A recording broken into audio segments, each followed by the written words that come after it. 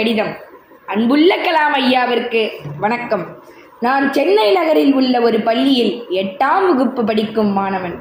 ஐயா, நான் 3ஆம் வகுப்பு படிக்கும்போது உங்கள் பிறந்த நாள் முன்னிட்டு அப்துல் கலாம் லட்சிய இந்தியா இயக்கம் நடத்திய பேச்சு போட்டியில் கலந்து கொண்டேன்.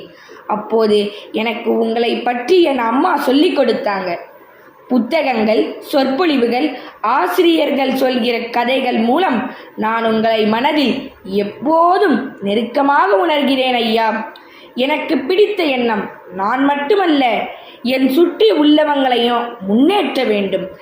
என் வாழ்க்கையில் என்னால் கிடைக்கிற நல்ல விஷயங்களை பிறருக்கு பகிர்ந்து கொடுக்கணும். ஏனென்றால் தனியாக முன்னேறினால் அது வெற்றியின் பாதிதான், எல்லோரும் முன்னேறினால்தான் முழு வெற்றி.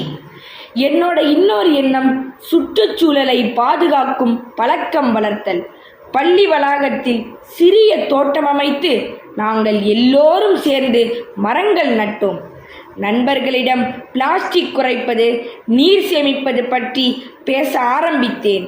இது சின்ன முயற்சிதான் ஐயா, ஆனால் பெரிய மாற்றம் ஏற்படுத்தும் என்ற நம்பிக்கை இருக்கு ஐயா.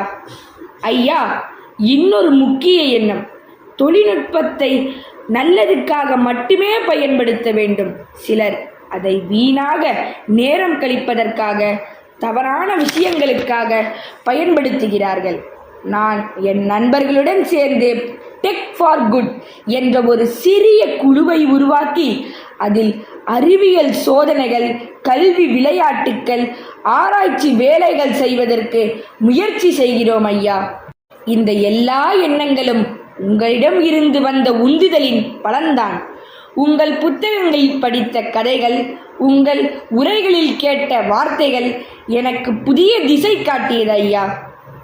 என் வாழ்க்கை முழுவதும் இந்த நேர்மறை எண்ணங்களை தொடர்ந்து செயல்படுத்தி நாட்டுக்கு ஒரு நல்ல குடிமகனாக இருப்பேன் என்று உறுதியளிக்கிறேன்.